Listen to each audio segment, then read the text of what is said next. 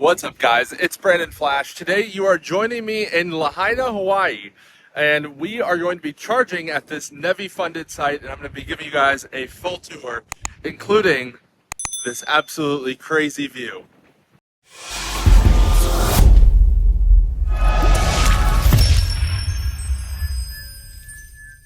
Today's video is brought to you by TubeToolkit.com. Tired of spending hours writing titles, descriptions, and tags for every video? With Tube Toolkit, just paste your YouTube link and AI generates optimized titles, SEO descriptions, timestamps, tags, and more in seconds. Plus AI thumbnails, shorts ideas, CTR scored titles, and full SEO toolkit. Start free with 3 videos a month. Upgrade anytime as your channel grows. TubeToolkit.com. Turn your videos into content gold. Thank you to Tube Toolkit for sponsoring today's video. Before I show you guys around this site, let me just show you the pricing here. So this is opposite of most sites where you would have the lower rate overnight, but because we're on an island and most of the energy is renewable or solar, it's actually cheaper during the day. So right now it's 4:04 p.m. and we are in the 9 to 5 p.m. So it is 44 cents per kilowatt hour. We're going to start this NACS connector just to try it out here.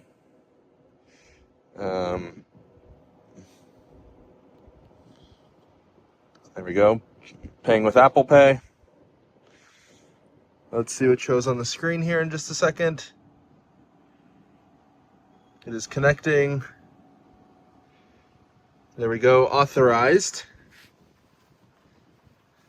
Connect NACS plug to your vehicle. These are very heavy cables. These are Sinbon cables, and they are, let's see, 350 amps, if you can see that there. So that is also very stiff, very difficult one-handed. A smaller person would not be able to do that. And now it's showing that there is 75 kilowatts available over here. If someone wanted to plug into that other cable, they could. So it seems that in theory, you could have 8 cars charging here, not that there's room for it, which I'll show in a second. Let's watch it ramp up. There we go. We have power flowing. It did the handshake. And these can do only up to 150 kilowatt. So ramping up, Teslas tend to ramp a little bit faster than most vehicles. So we're crossing the 75 kilowatt maybe. It should do more than 75 kilowatt even at 50%, being in Model 3 LFP. That might be all it wants to do. Let's see. It's a bit odd. It definitely should be doing more than that.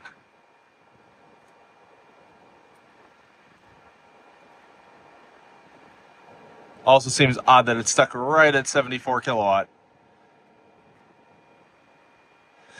It might have to hit 1 kilowatt hour and see an average or something, because that should not be available still.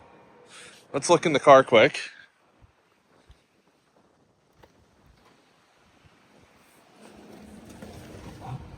And yeah, charge rate limited by charging station, which is not great. There you can see, yeah, the battery could do 168 kilowatt, but we are only getting 73 kilowatt. So not exactly NEVI compliant in my book, but what do I know? Anyway, let me give you guys a full site tour. Well, we'll see if that ends up ramping up, but meanwhile, let's do a full site tour. So here you can see the station itself. We'll start down there at the grid connection like I always like to do on these site tour videos. And you guys can see the absolutely spectacular views here.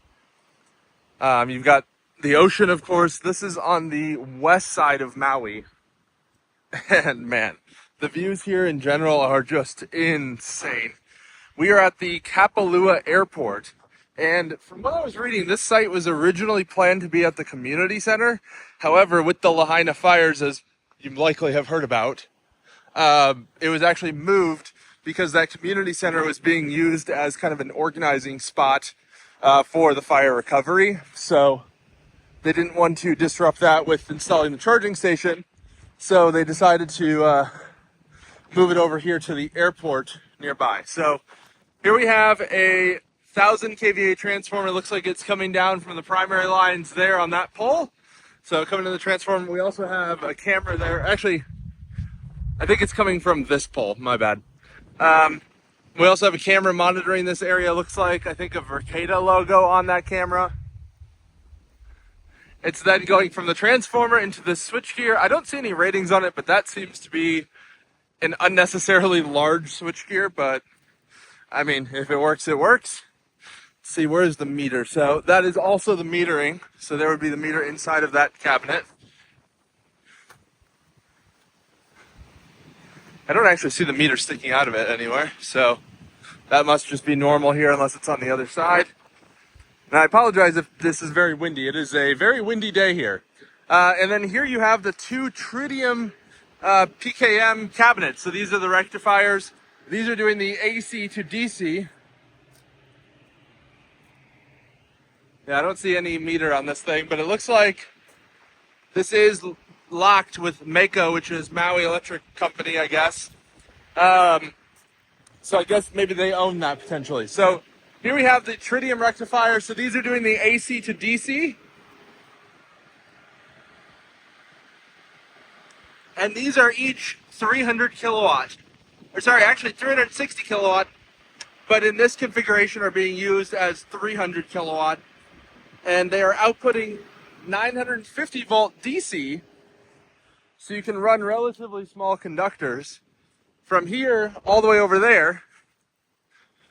And then over at the, also they did a GPRS survey here.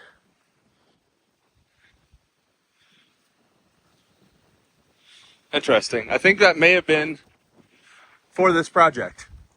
And then coming over here, so these are the dispensers then. We also have another camera. And then we have two more cameras watching the station. So there is a lot of physical security here going on.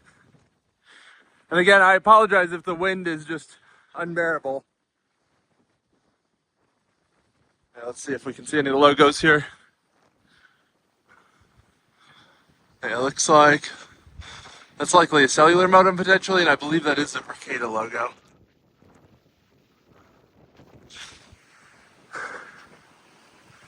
And then over here, so we're at the charging station. We have an ADA spot here with CCS, CCS, CCS, CCS, and then CHAdeMO, CHAdeMO, NACS, NACS.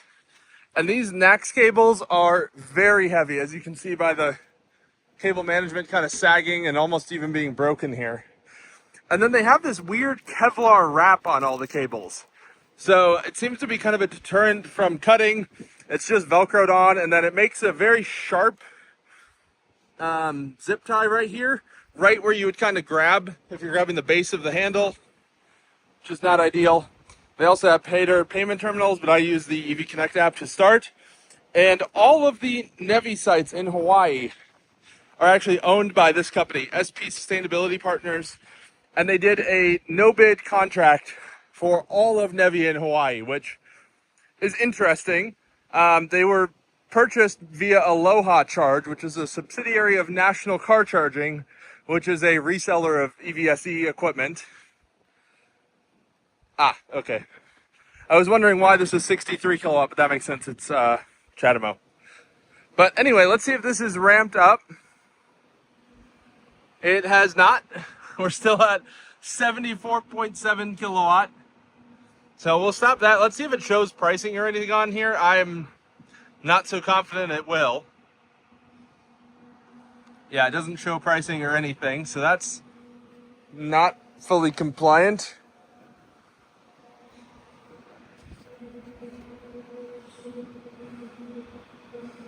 Yeah, no pricing shown or anything.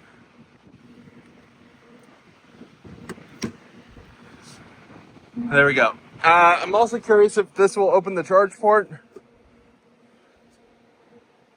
That does not open the charge port, pressing the button. Unless, nope. So there's no UHF functionality on these handles. These labels are also pretty interesting. They're just like little metal plates. Not sure what's going on there. Same with the Charger 1 labels. And let me show you the data label on these chargers as well. So here you can see that they are taking 170 amp DC input from the cabinet, and then these were actually retrofitted from CCS to NACS. You can see the serial number there, and these were built kind of mid 2025. So these stations are just about a year old.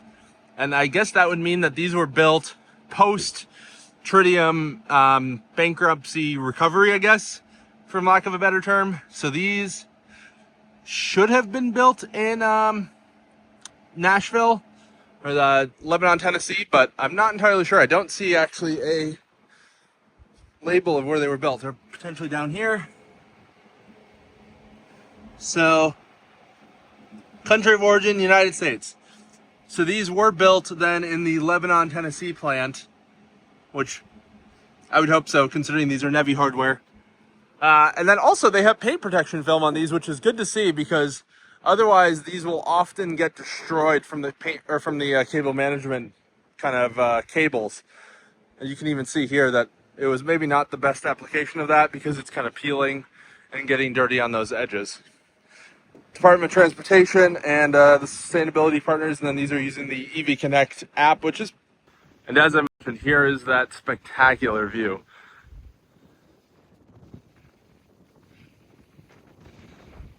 And that is the island of Lanai, and that is the island of Molokai. We are on the main island of Maui here.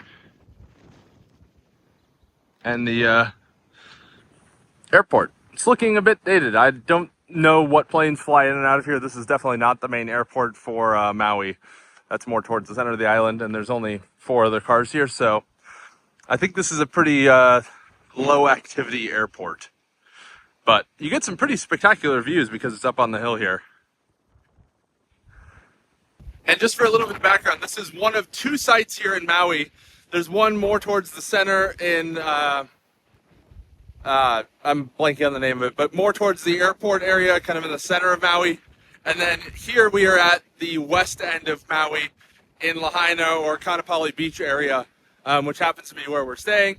But our hotel actually has charging. Otherwise, we probably would have been frequently in this station pretty often for our travels. We've driven over 500 miles in Maui while we've been here.